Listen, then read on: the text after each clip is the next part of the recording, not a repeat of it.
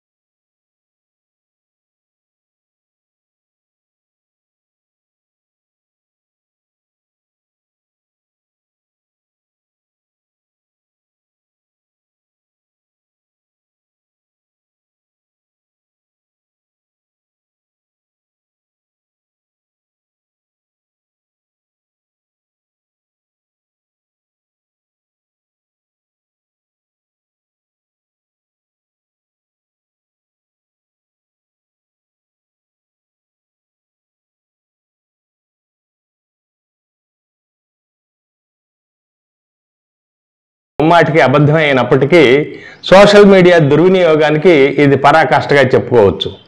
ఇటువంటి వీడియోలు ఈ సందర్భంలో రావడంలో ముగ్గురు రకాల వాళ్ళు ఈ వీడియో పెట్టడానికి అవకాశం ఉంది. ఒకటి, జనసేన కార్యకర్తలు ఆవిడ మీద కోపంతో ఇలాంటి వీడియో పెట్టే అవకాశం ఉంది. రెండు, ఆల్రెడీ జనసేన అధ్యక్షుడు పవన్ కళ్యాణ్కి ఆమెకి మధ్య కొంత కోపతాపాలు నడుస్తున్న సందర్భాన్ని పురస్కరించుకొని జనసేన ప్రత్యర్థులు ఇది జనసేన యూత్ మీదుగా వెళ్ళిపోతుందనే ఉద్దేశంతో వాళ్ళు పెట్టే అవకాశం ఉంది.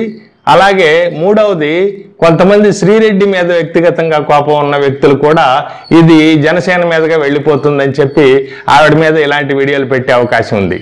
అయితే ఇటువంటి వాటికి కారణం ఏమిటి అంటే నాయకుల యొక్క విద్వేష ప్రకటనలు. ఈ సందర్భంలో మనం మరొక విషయాన్ని కూడా ప్రస్తావించుకోవాలి. పవన్ కళ్యాణ్ గారు TV9 ప్రసారం చేసిందని చెప్తూ ఒక వీడియోని ఆయన ట్విట్టర్లో పోస్ట్ చేశారు.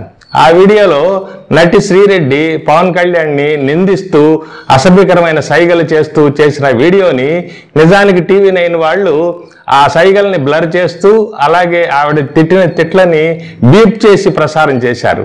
కానీ పవన్ కళ్యాణ్ ట్విట్టర్లో పోస్ట్ చేసిన వీడియోలో ఆ బ్లర్ లేదు, అలాగే ఆవిడ తిట్టిన తిట్టికి ఆడియోని జత చేసి ఆయన పోస్ట్ చేశాడు.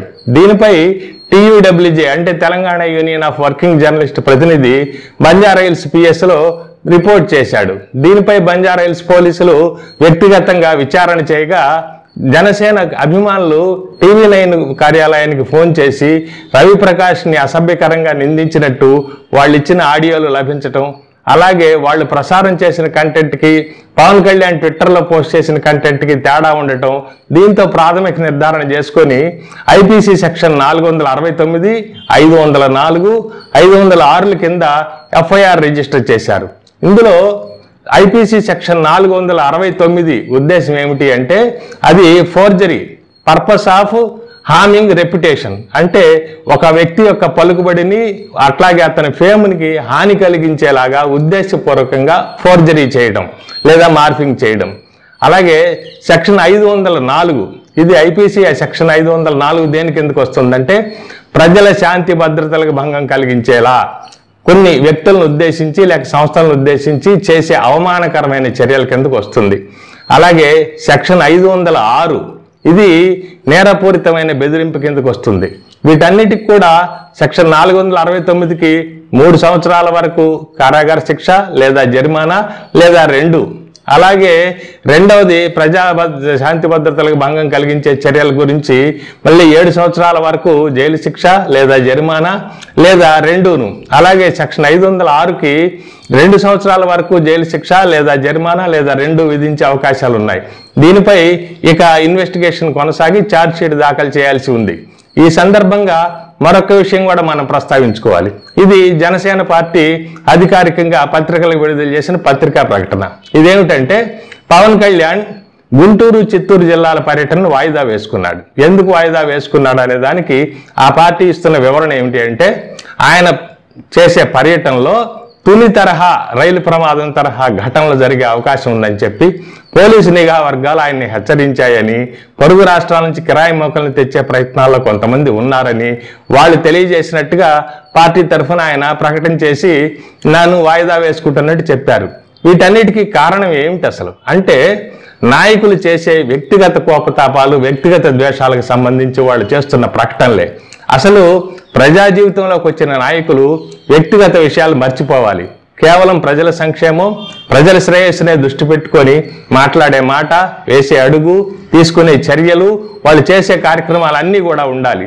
అలా కాకుండా కేవలం వ్యక్తిగతమైన విషయాలకు ప్రాధాన్యతనిచ్చి విద్వేషపూరితమైన చర్యలు చేయడం, విద్వేషపూరితమైన ప్రకటనలు చేయడం మూలంగా దానివల్ల ఆ అభిమానుల్లోకి, కార్యకర్తల్లోకి, ఆ పార్టీ సంబంధించిన వ్యక్తుల్లోకి తప్పుడు సంకేతాలు వెళతాయి. ఇలాగా అనేక దుశ్చర్యలకి బీజాలు వేసే అవకాశం ఉంది. అలాగే ప్రత్యర్థులకు కూడా ఇటువంటి వాతావరణాన్ని అనుకూలంగా మలుచుకొని వాళ్ళు కూడా అనేక విధాలుగా ఇతనిపై కక్ష తీర్చుకోవడానికో లేక ఇతన్ని ఫేమ్ను తగ్గించడానికో కొన్ని దుశ్చర్యలకు పాల్పడే అవకాశం ఉంది. కాబట్టి నాయకులు అనేవాళ్ళు వీటిని గుర్తించి కేవలం వ్యక్తిగత విషయాలను పక్కన పెట్టి ప్రజా సంక్షేమం, ప్రజల శ్రేయస్సు దృష్ట్యా వాళ్ళు ఇటువంటి చర్యలకి చేపట్టకుండా ఉండటం ప్రజాస్వామ్యంలో చాలా చాలా అవసరం. అందున ప్రజా జీవితంలోకి వచ్చిన నాయకులకు ముఖ్యంగా అవసరం. That is కొండబద్దలు.